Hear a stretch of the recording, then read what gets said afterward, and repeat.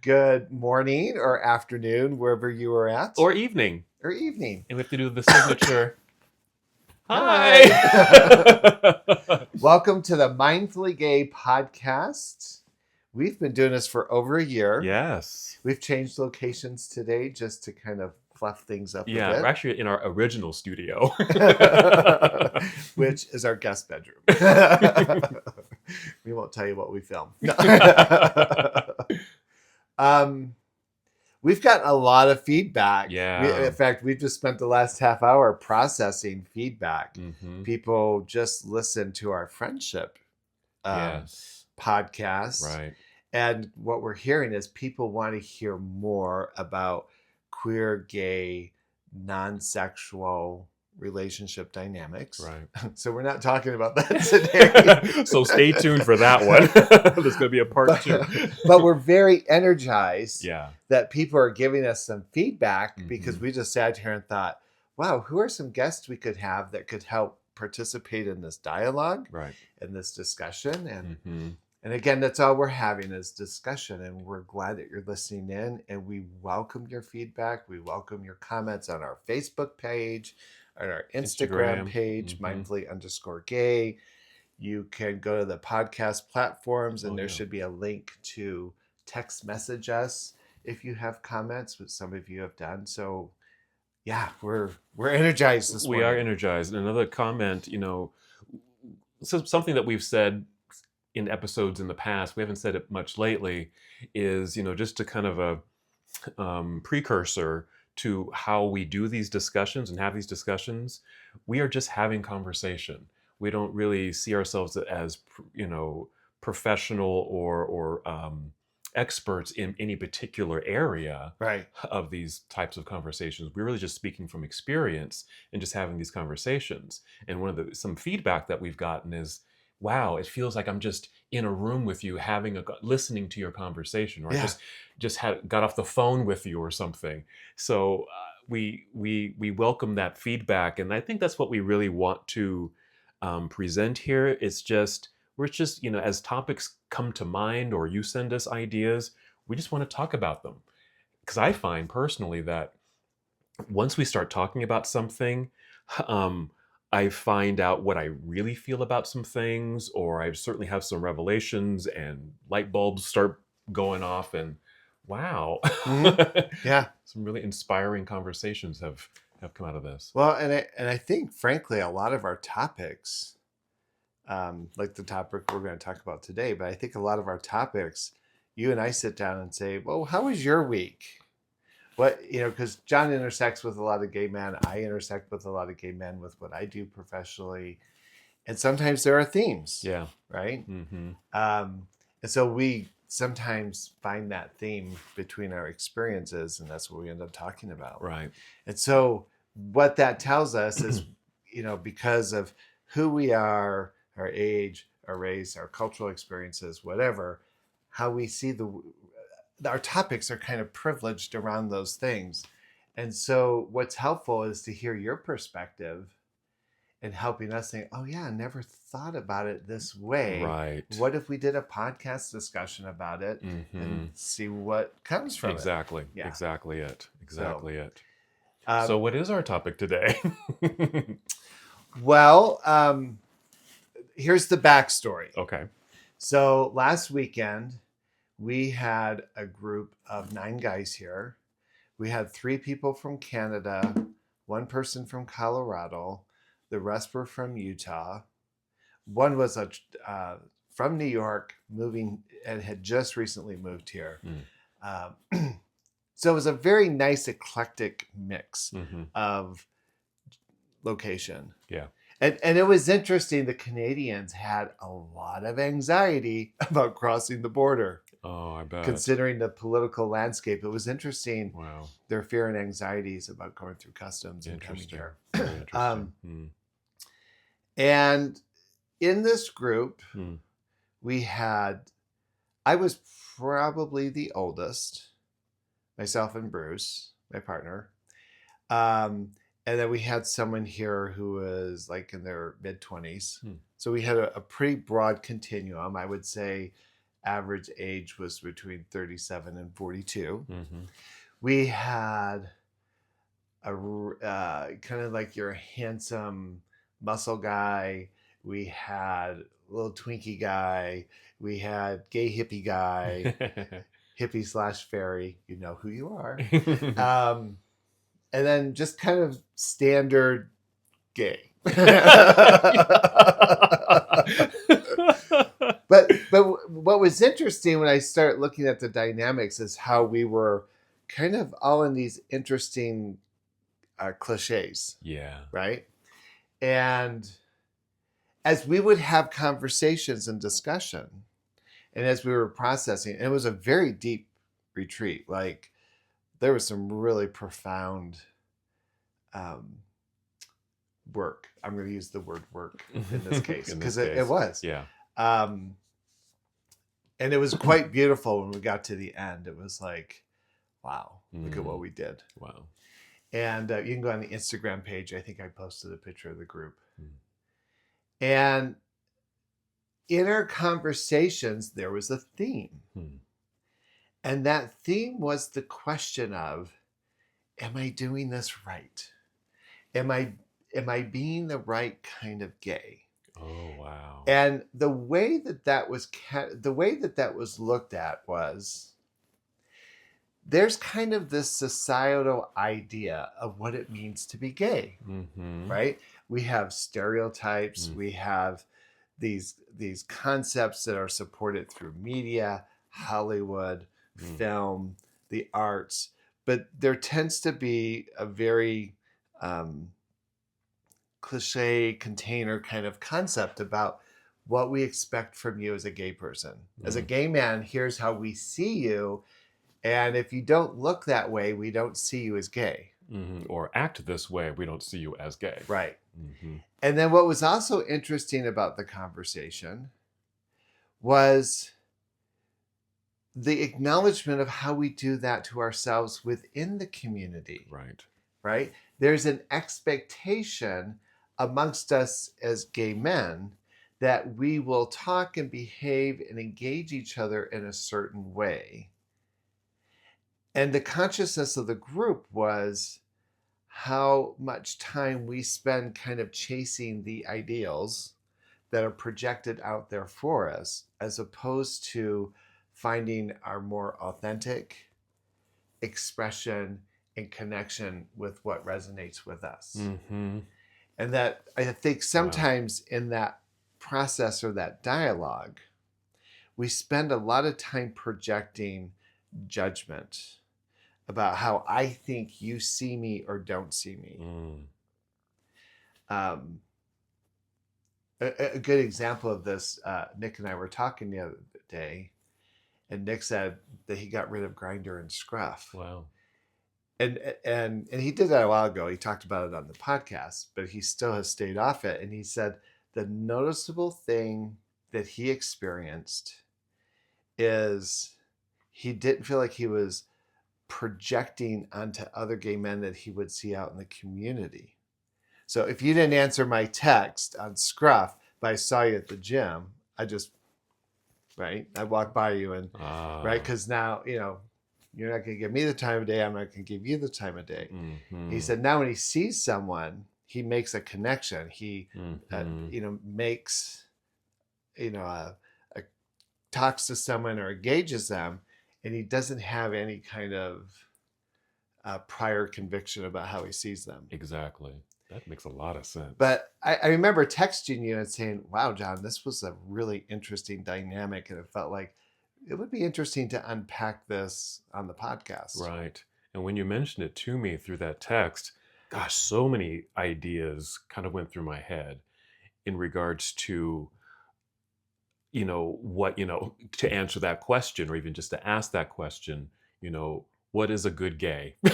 How do I be a good gay? And it's like, wow, because it's so complicated, because the forefront things that come to my mind are how maybe non-gay or just kind of society sees gay people from whatever lens that may be, through stereotypes or what they see on TV or media, things like that. So they have a preconceived notion of what gay is, as far as gay men, let's say. and then, and as that gets kind of projected out into the community, the queer community either uh, um, embraces that in some capacity, maybe unconsciously, and starts to behave in those stereotypical ways, or rejects it. And I would say part of that rejection is I then isolate, insulate, protect myself. So that when we try to book a retreat and we hear people saying, I'm afraid to show up. I don't know how to sit with or be with. It just or how I will be perceived. How I will be perceived, because I think of all those perceptions, all those conjurings, really, and it ends up for some folks like that, isolating. All these obstacles and barriers get in their way in order for them to be themselves, or just to be the gay person that they want to be, or saying that they want to connect and be in community, but then can't show up to this party. Yeah. Right? Yeah, there's so much to unpack here. Well, if you think about in so many ways, I think I've talked about Harry Hayes' concept of object. Yes. Really? Yes. Harry Hayes was a founder of the Radical Fairies, and he promoted this idea that gay men are conditioned to see each other as objects. And his encouragement, and definitely through his sex magic workshops, was about how do we move beyond the objectification of each other and start seeing each other in this subject-subject dynamic. Right. Where it's kind of like I was telling my friend the other day, I see you as like this beautiful man, a sexy man, a desirable man. But that's not where my critique of you ends. Correct. And whether we want to be sexual or intimate is a totally different discussion. But I can see you and appreciate and witness you as an individual on so many different levels. Right. And I think about sometimes, we've seen some catty comments about what we're wearing or what our hair looks like. And I think when I see those kind of comments, I think that's kind of a sad place for that person to be in. Right. And that when you talked about that Harry Hayes statement, object, that was an eye-opener for me, because it kind of clarifies the scene a little bit for me. And that's a really good example, is that we just objectify. I see you, and I instantly kind of go to a like a spreadsheet of check, like muscular, masculine, bearded, straight acting. I mean, all these little bullet points that make this person, air quote, gay or good gay, right? Yeah. And if they don't fit that, then we can slip into that judgment. Oh, well, they're not attractive. Oh, well, they're not muscular. Oh, well, they're not this or not that. And so, just that whole objectification, they don't see them as a person. And so it gives them, I guess, the reason not to even make a connection, because they don't check all the boxes. And I think that's a product of what society in general kind of does in regards to, this is what a gay person looks like, or this is what a gay person does and how they act. But we're doing the same thing within our own community. And it's very isolating and harmful. Right. It's interesting. There's a lot. We're here in Utah, and in Utah, Mormonism is the predominant religion. And in the concept of Mormonism, there's privilege given to your worthiness. And to achieve worthiness, you go and you talk to your bishop and you answer a series of questions. Do you pay the church? A tithing. Do you adhere to these principles, blah, blah, blah. And you get your temple recommend, which says you're worthy, right? But it's about meeting particular qualifiers. Right. And here in Utah in particular, maybe not so much outside of Utah, but here in Utah in particular, right? People kind of report each other. I know what happened at John's house last night, Bishop, right? And you can get your worthiness card taken away. Wow. And what's interesting is there is such angst between the LGBTQ community and the Mormon community, because many ex-Mormons who are gay feel as if they were excommunicated or disfellowshipped or basically kicked out of the church because of who they are, right? But what's interesting, and I don't think it's a Mormon phenomenon, but I'm trying to use this metaphor, that I think in many ways we're talking about a gay worthiness litmus test, right? It's like, well, are you pretty enough? Are you big enough? Are you muscular enough? Are you sexy enough? Right? And I think there are a lot of people that I work with who feel as if they're not quite gay worthy. Yeah. Therefore, there's no need of trying to be included, or I just assume that I will be excluded because I don't meet the standard. And I think there's I do think there is like this in crowd that, like, once they're in, I always wonder, do they create enough space to expand the circle, or is it insulated? That's a really good question. My sense is that it stays pretty insulated and isolated. Yeah. Where there isn't much of that expansion, and looking outside of their own circle.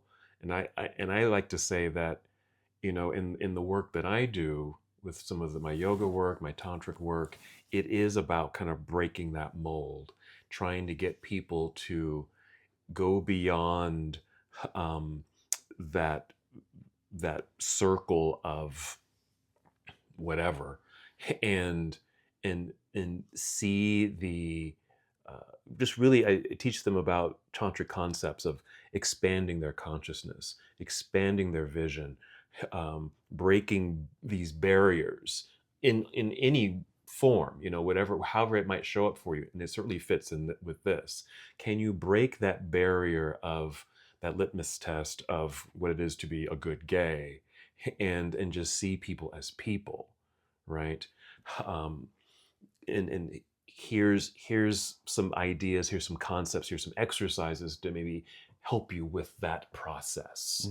Because it does seem like, and it's so systematic in a way, that we've trapped ourselves in this mentality of, check the box, don't fit the different characteristics of what it is to be gay, I guess.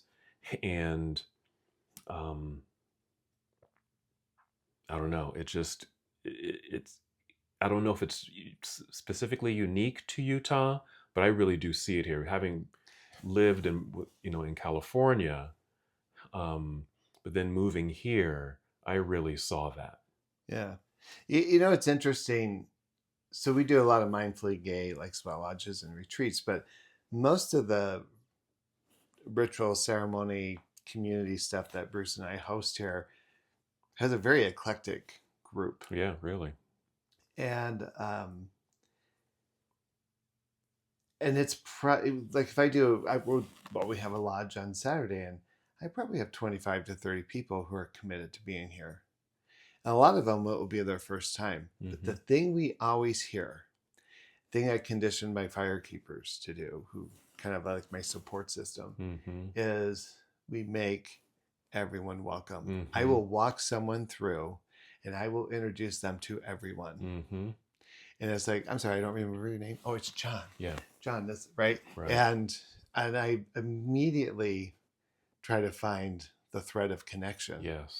And it's probably the one thing I hear people say the most is, It was so inviting. Mm-hmm. And of course, after you sit in a sweat lodge and you get all messy with each other, you come out afterwards, you're like, hey, we're best friends. Exactly. But Mm-hmm. I'm wondering, I'm developing this thought because I was listening to what you were saying. I thought, what is looking at the crowd that feels like, okay, like here's my circle, Mm-hmm. right? And the question is, well, how do we expand those circles, or what's our fear in expanding them? But my thought is, why is that difficult? Why has that become a challenge to expand the circle? And maybe a way of looking at that is, what is the mechanism or the benefit of keeping the circle closed? Ooh. Like it serves some purpose to look at those trying to get in and say, no, thank you. So what would be the purpose? The purpose of keeping it closed? Yeah. My first reaction and thought about that is that it keeps one safe From what? from outsiders, from But what is the outsider? We're all outsiders. the ones that I'm are. not yelling at I you. know. You're raising good Yeah. questions to this, to poke holes at this. Um, um, the ones that are going to judge and point fingers or turn me in. If I've got my close knit of folks and I keep that tight, then I'm safe. And I'm not going to let anyone else in because they could be an intruder of some sort. They could be the false gay. I don't know. I'm just making this up. Because people are trying to get in. Because people are trying to get in, but that's mine, and I've got it pretty well protected. That's the first thing that kind of comes to mind. Somehow it's a defense mechanism of sorts. It's a way of kind of putting the shield of protection that maybe it does work in some capacities, but probably in the larger scale, it's not very helpful. Yeah. Yeah. So I get into my circle, I get into my clique. Mm-hmm. We're a tight clique. And we don't think about expanding the circle. We don't think about including others. Others may look into it and think, oh, I wish I could be a part of that. I wish I could be invited into that. But it doesn't feel like the invitation is there. Mm-hmm. Mm-hmm. And so we keep our circle closed because we want to keep false gays out. Yeah. And what else was going to say to that? I keep it closed tight because the people in my circle are like me and they accept me. I don't know about those intruders. I don't know about those other gays. They may not accept me. So it works the other way. Right. Does that make sense? So I'm in my circle. I have my place. I have my role. I'm seen. Mm-hmm. I'm validated. Right. And someone may come into the circle and my role may somehow be compromised. Mm-hmm. Or you may not like me as well as they do. And how will that impact my standing in this group? Yes. So then keeping the circle closed sounds like a very macro approach to like anxiety of not fitting in. Mm-hmm. That's what I think. You know, I hear a similar dynamic with people who stay in toxic relationships. It's what they know. Right. Or they break up. This person hurt me. Therefore, I let nobody else in ever because I don't ever want to get hurt again. Mm-hmm. Which sounds like a really short-sighted way to do humanity. Yeah. Right? Because our human experience is a very eclectic emotional process. Yeah. But on the surface, it sounds, oh, that makes sense. They don't want to get hurt again. But when you kind of expand that and look broader, then you become depressed and isolated, and you don't know how socialization becomes this thing that gets dumped in the garbage. Right. Then if I want to turn this argument around, I'm thinking of any kind of group or organization. I give you an example. I have two friends who run kind of like the social group. They plan some really amazing events. They go on the tracks to different parts of the state. They go see plays together, movies together. And I talk to a lot of gay men who are just like, and I'll say, hey, you got to look into my friend's group. It has a website, it has resources, and they won't go. And I look at the group pictures and I appreciate the efforts that my friends are putting into this. Mm-hmm.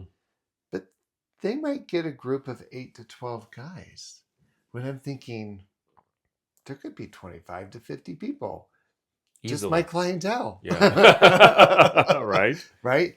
And we have seen this with Mindfully Gay. And we're kind of nuanced, right? It's yoga, it's meditation, it's ritual and ceremony, things that modernity has kind of pushed out of a lot of people's consciousness. And we're inviting people to kind of engage in a different layer of consciousness. Right. But I know enough people who say, wow, that sounds really appealing. And we get so much feedback about it. And yet there is anxiety about showing up. Mm-hmm. I imagine there's anxiety for my friends thing about, I can tell you, people that I've tried to coach to go to my friend's group, right? A lot of anxiety is what prevents them. Mm-hmm.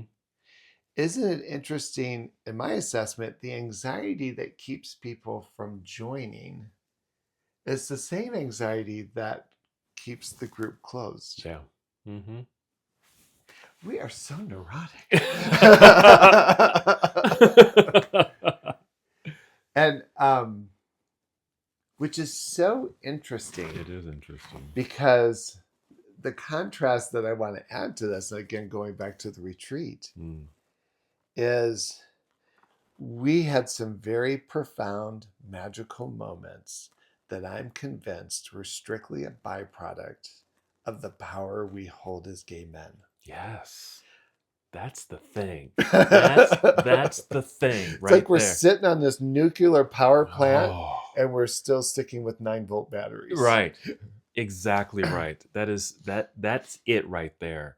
We have to remind ourselves, and this is something that I think the podcast has helped me over this year and a half in doing this, is that, we've been encouraging each other and our audience to, step up and show up, right?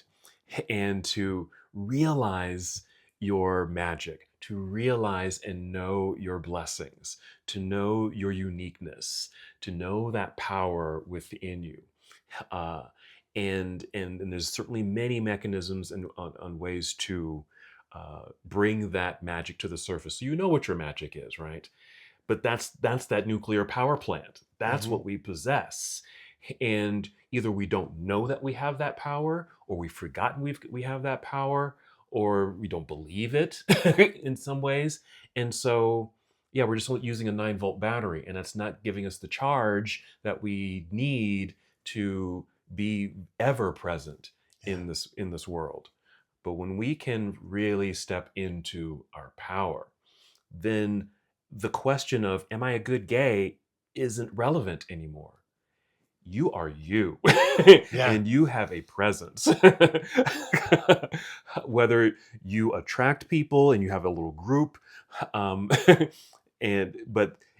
because of that attractiveness, because I work with some people who are starting to realize their own magic, and one of their questions is like, people just come to me, like, well, because you illuminate, you are shining, you have this light. People are drawn to that, and they don't know exactly what they're drawn to, but you have an essence, you have a power, you have a light that you are shining just in your being and just being you, without even trying, right?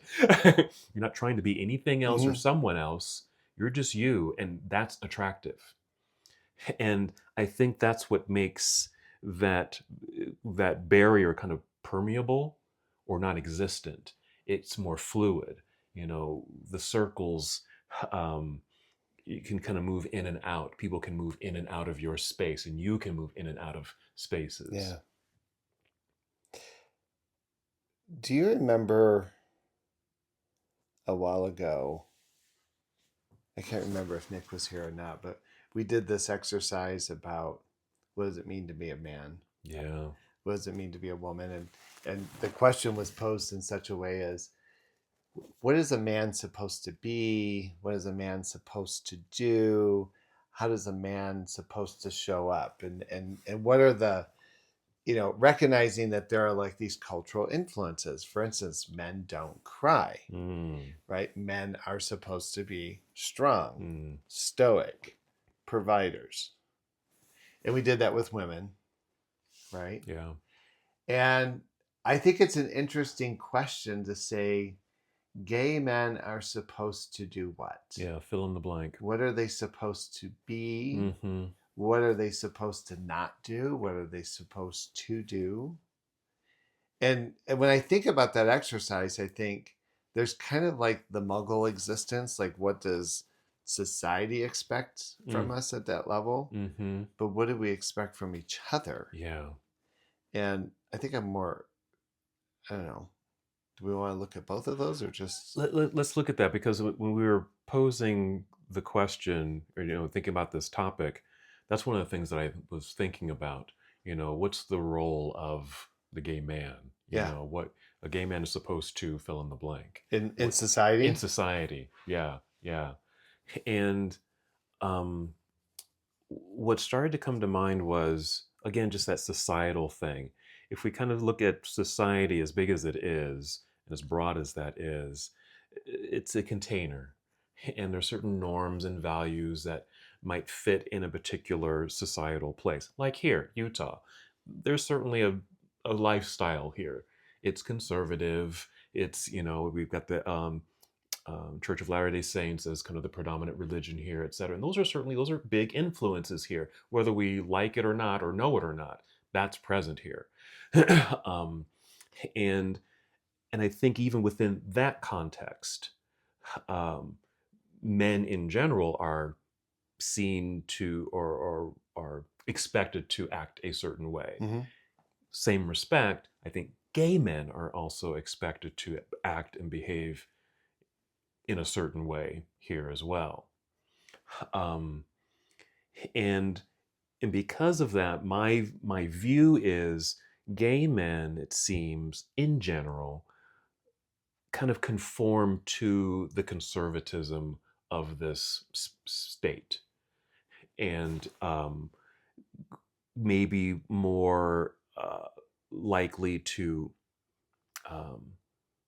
take on the values and actions and perceptions of kind of the everyday Utah man here, even if they're not Mormon, but they maybe want to be a standout in the community, do well at their jobs, have a monogamous relationship, maybe have children, just these things, these societal things, and they just kind of picked up on that, and that's the way that they're supposed to live, right, or be seen. It used to be a thing. People would say, yeah, I'm gay. I'm just like you, except for who I like to sleep with. And I think that's the only thing we have in common with straight people. It's what we do sexually. There's only so many things you can do. But I think but what that tells me is somehow we think that normality rests with heteronormative concepts. Yeah. And so I think there's that influence. And if you don't fit that, and there's certainly a good number of people who don't fit that normality and have stepped into their uniqueness and being themselves and being truly authentic.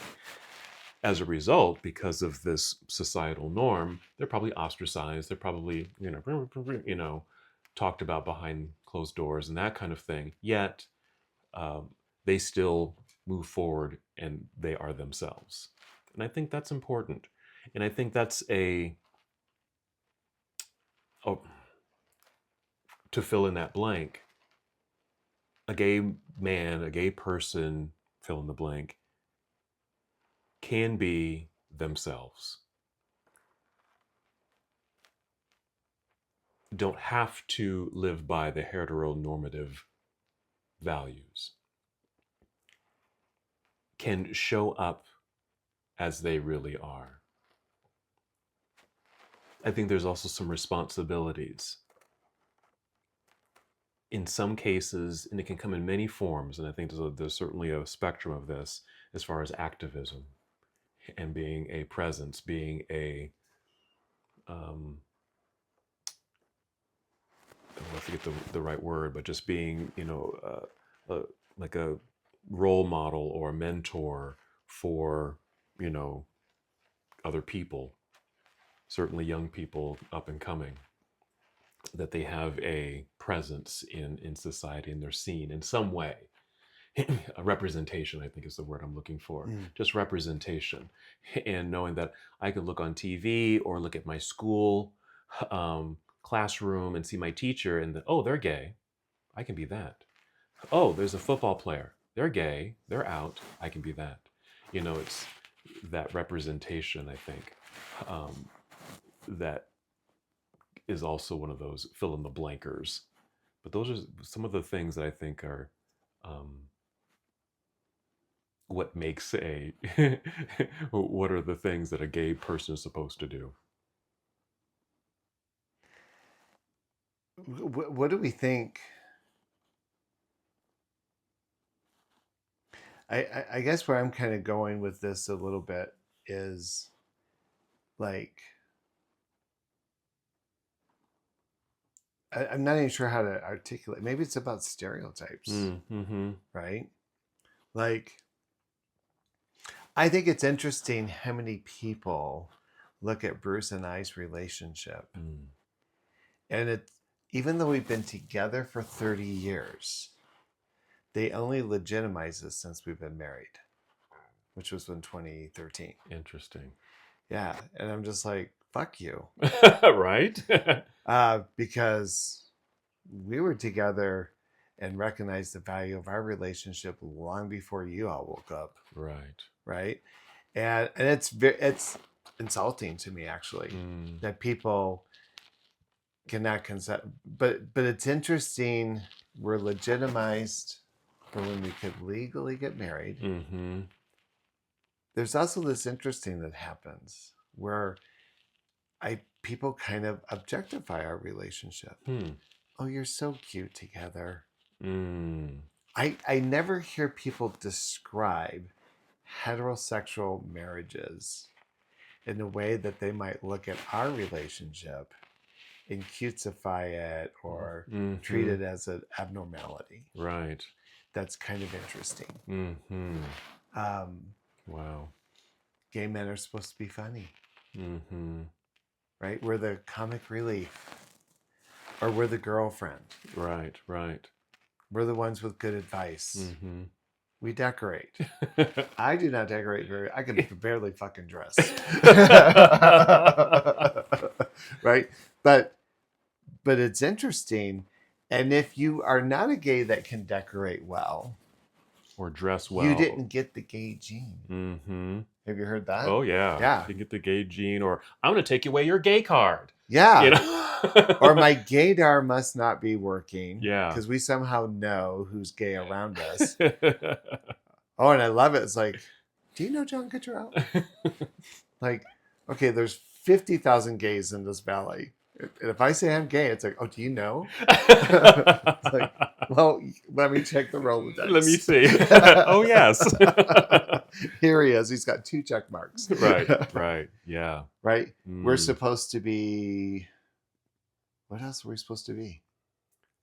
We're supposed to be... Well, I think about the art. We had the episode about the archetypes and stereotypes. Yeah. Right? The great dresser, the jock, or, the gym bunny, or, whatever they're called now. I don't know. Studs. The studs. We're hypersexual. I remember once. That's good. I went to a conference with a friend. My friend was straight. Is straight. And we shared a room together. And one day at the conference, I got a really bad headache, and I thought I'm just going to go back to the hotel room and rest. Mm-hmm. And so, I texted my friend, hey, I'm going to go to the hotel room and chill out. Mm. And they came back to the room and they knocked and they very carefully opened the door. I said, what are you doing? He said, oh, I didn't want to disturb anything. I said, are you kidding me? I said I had a headache. But there was like this assumption. Yeah. Mm-hmm. That I just don't think is generally shared outside of our expectations with gay men. Superficial. Right? We only like how things look or how we dress or how a person shows up. Mm-hmm. Yeah, those, I don't know even what to call those A-lister kinds of attributes. I'm struggling with it because I see that and I have recognized that and I've been wrapped up in it as well. But I think I don't know, maybe it's because of age. I don't know. I feel like I'm starting to step out of that a little bit, but knowing that but that still exists. Yeah. Do you know? Now this is my shortcoming. I'm owning it, right? But what happens when we find someone who doesn't fit? Right, those supposed to be's. I met this guy. I know this guy. Actually, the fairies kind of woke me up to this because a lot of the fairies come from rural parts of where they live. And so they're farmers and they have cows and they milk cows and they live off the land. And it just seems so not gay. That I remember meeting this guy who owned a farm and lived the life of a farmer. And I was just like, wow, nothing about you screams gay. Well, okay, the boots and the chaps. Right. I think, I can own that too. There's, you might see someone and talk to them and you wouldn't, and you find out that they're gay. You're like, really? What? You don't look gay. You weren't acting gay. You were acting gay. And it's so interesting. It is so interesting. And I think what's helped diffuse it for me a little bit, at least, is because I was certainly wrapped up in that you had to look a certain way and you can tell and the gaydar and all that kind of stuff. But once I start doing my yoga work and certainly doing tantra work, I was getting people of all types, body types, ages, in and out of the closet, just kind of a full spectrum.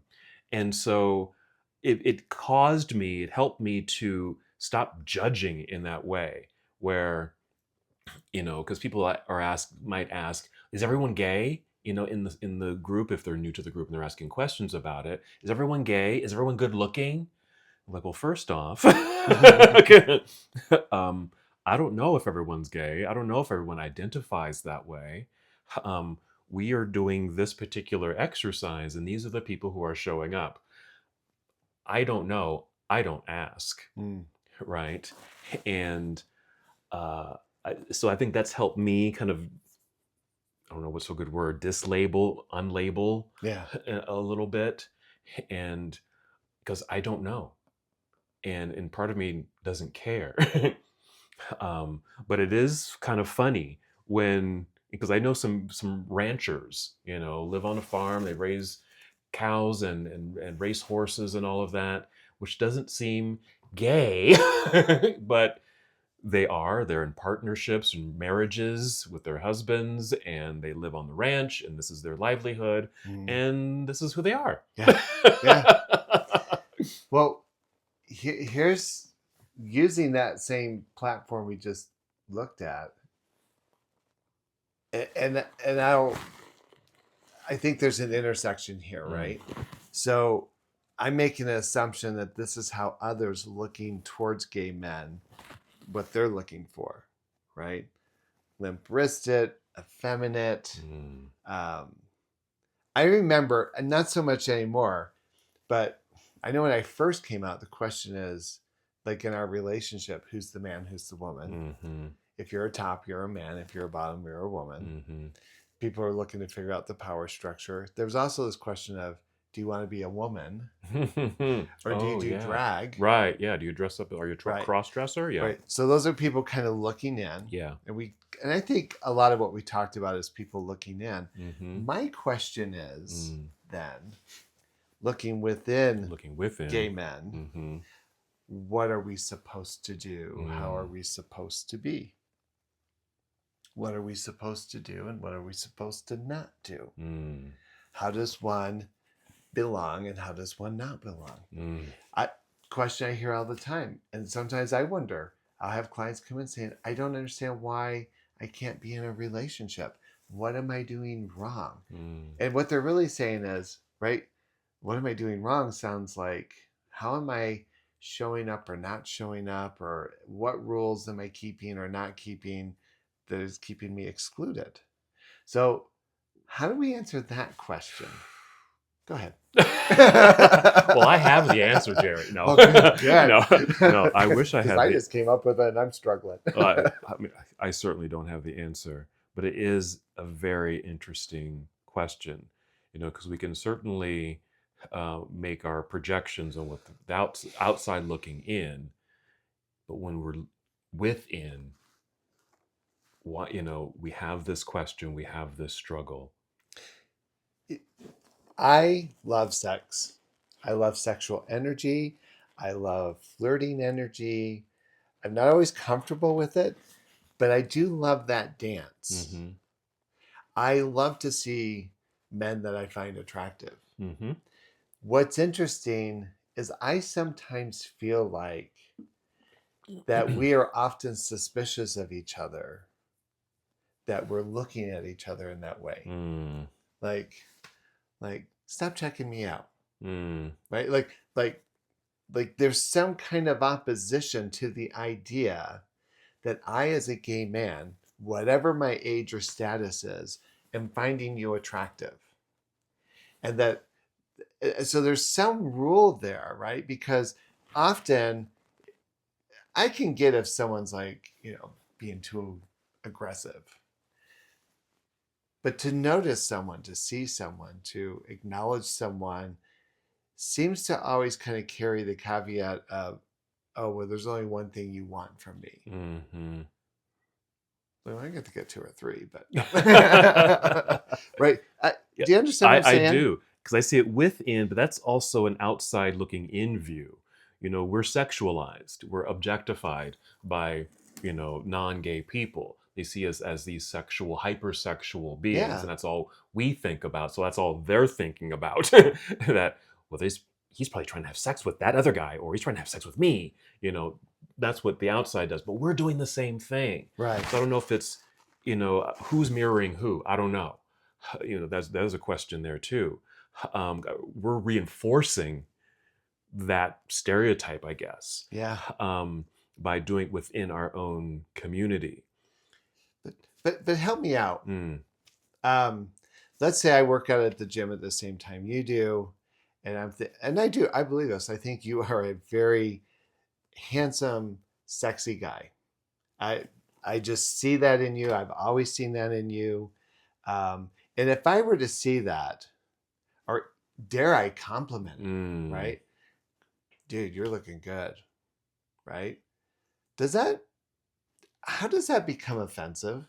How does that become problematic? I would love for anyone to come up and say, like, and I've had moments where people, and I always walk away thinking that was cool. Mm-hmm.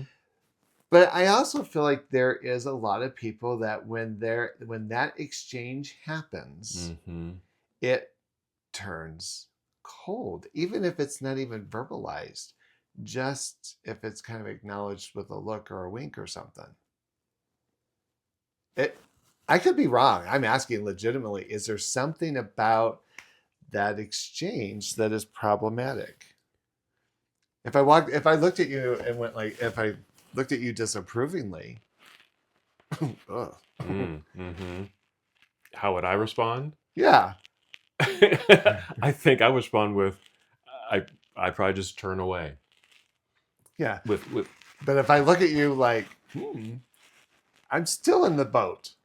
I would probably do a little re-acknowledgement and then move on. I think that's my realistic approach. Did you say run on or move on? No. Move on. Because I think, there's a word that I've used. We were talking about it before we start recording, and it's and I heard someone else use this phrase. It's gay panic, and I think I have gone into gay panic, and my gay panic is when usually happens at the gym, and I see guys that I might even consider good looking or attractive, and I don't want to get caught looking at them because I don't know what their story is, and maybe getting chastised or hurt or some reprimand or something like that, because I don't want that. So I avoid that. So that's my gay panic. Like my looking at them is somehow is a come on to them. Like I looked a little too long is perhaps a come on. Where I get perplexed, I'm thinking, why don't I hear that as a compliment? Exactly. Like, Right. wow, this guy likes what he sees, and like, thank you. Thank you. I'm in a relationship. Thank you. I'm not interested. Right. Thank you. Period. I'd love to have a cup of coffee. Yeah. But let's get to know, there could be so many, but why can't the idea, I think that's, do you know where that gay panic thing kind of became, do you know the history of that? No, I don't actually. Oh, Matthew Shepard. Oh. When Matthew Shepard, the defense of the guys who so Matthew Shepard was this kid, I think it was in Wyoming, where he was at a bar and these guys took him out in the field, beat the crap out of him, ultimately killing him, strung him up on a fence. Right. And the defense that they used was the gay panic defense. Oh. He was coming onto us and we were afraid that he was wanting to be sexual with us. Alrighty. Yeah. Well, now that makes sense to me, because I see that. I mean, I see that in the kind of in the Black community too. That's a whole different story. But why can't we just take that as a compliment?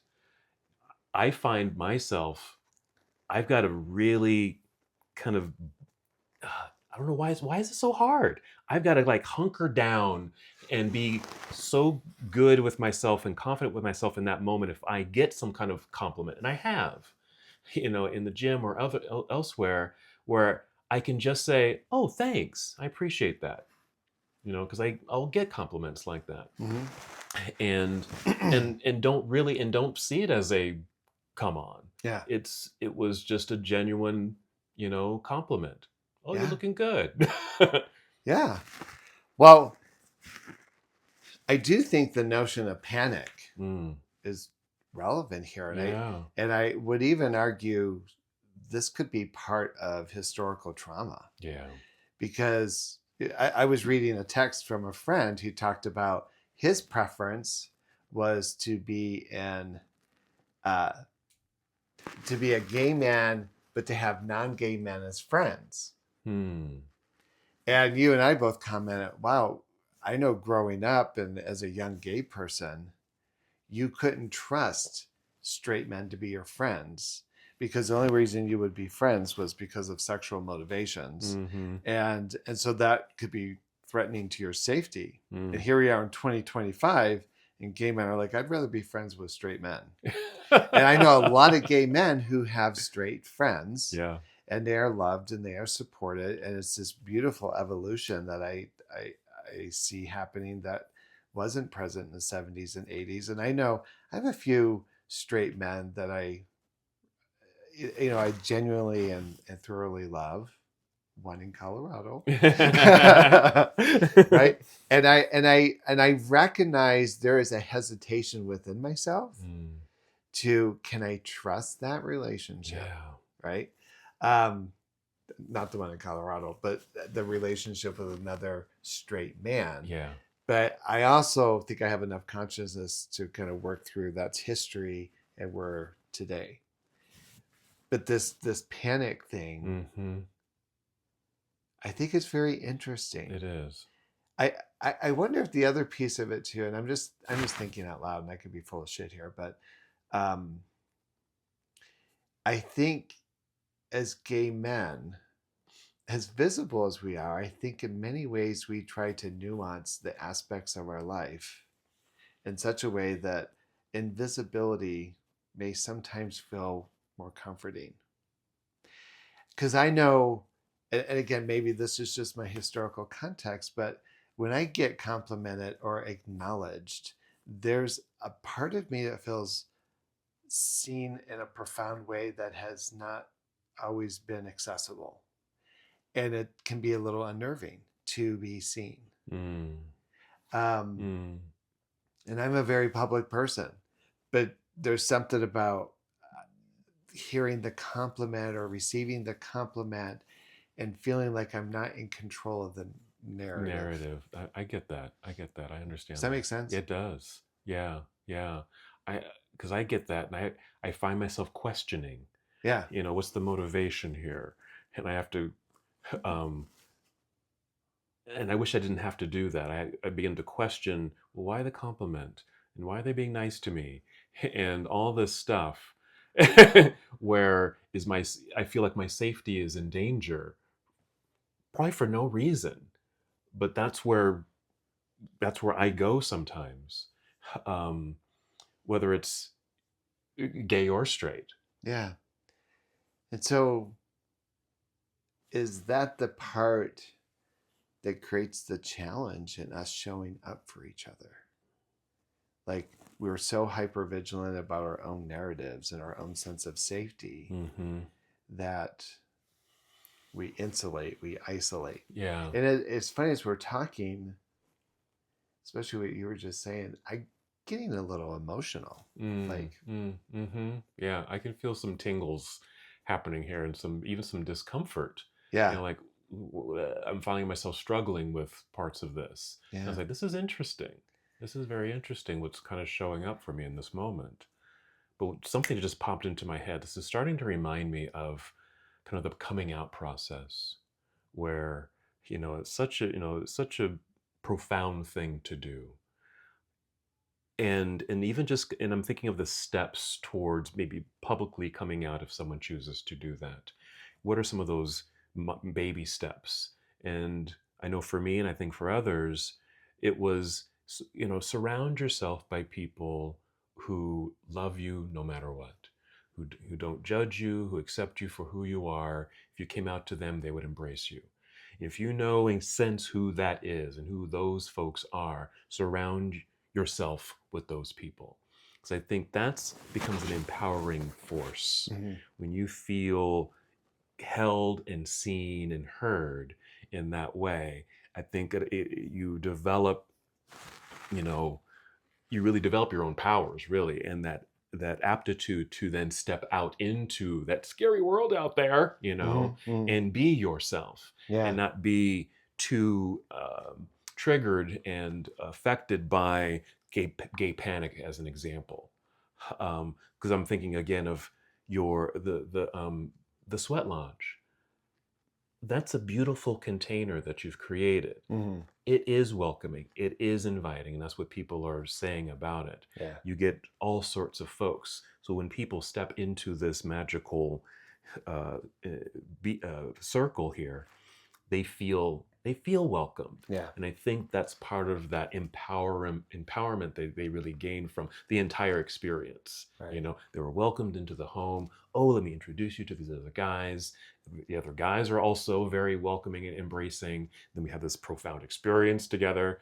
So going through something that's kind of hard and scary at the all together, that's all uh, uh, reinforcement of I'm an okay person. Yeah. Yeah. I can do things. I Yeah. can go out there.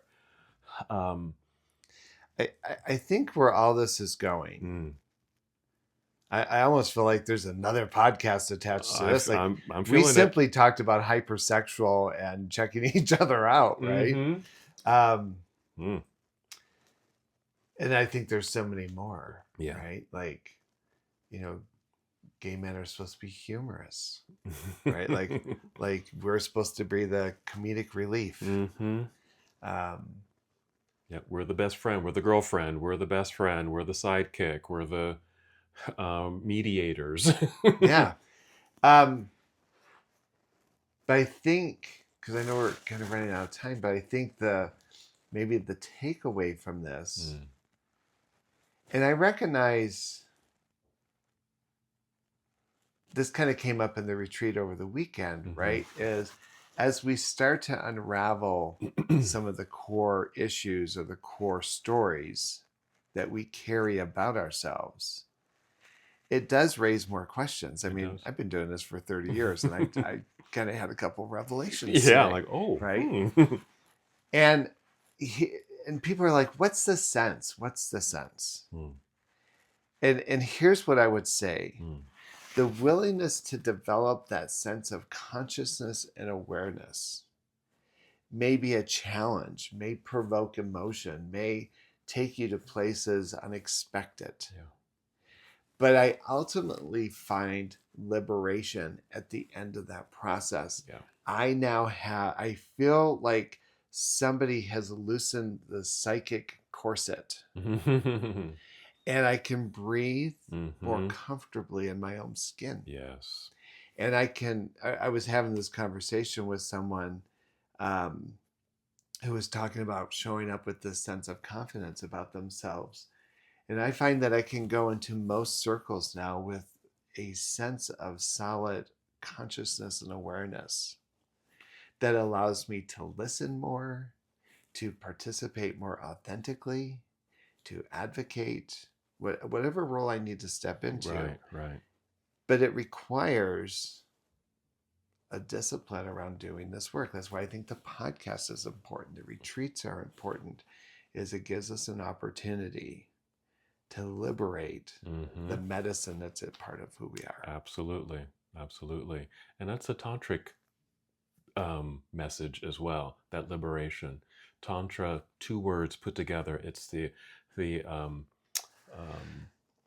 evoking of consciousness or opening or expanding consciousness to liberate the spirit, to liberate energy. So it's that liberation. It's freeing. It's freeing. What is it? Freeing. It's freeing. Okay, I thought you said freeing. Freeing. Well, again, I wish we had a group of men in here. Oh, yes. In the absence of that, we have places where you can leave comments and participate in the conversation that's happened here. And so please go to our website, mindfullygay.com. There's places to email us there. We're Instagram, mindfully_gay. We're on Facebook as Mindfully Gay. Yep. We have a carrier pigeon whose name is Mindfully Gay. But we would love to hear from you and certainly hope that these conversations are provocative and enlightening for you as they are for us. Wonderful. And with that, we'll see you next time on the next episode of the Mindfully Gay podcast. Thank you for tuning into this episode of the Mindfully Gay podcast. If you enjoyed our conversation today, please remember to hit that like button and subscribe to our channel. This way you won't miss out on any of our upcoming episodes, where we continue to explore fascinating topics and share meaningful stories. Your support means the world to us. See you in the next episode.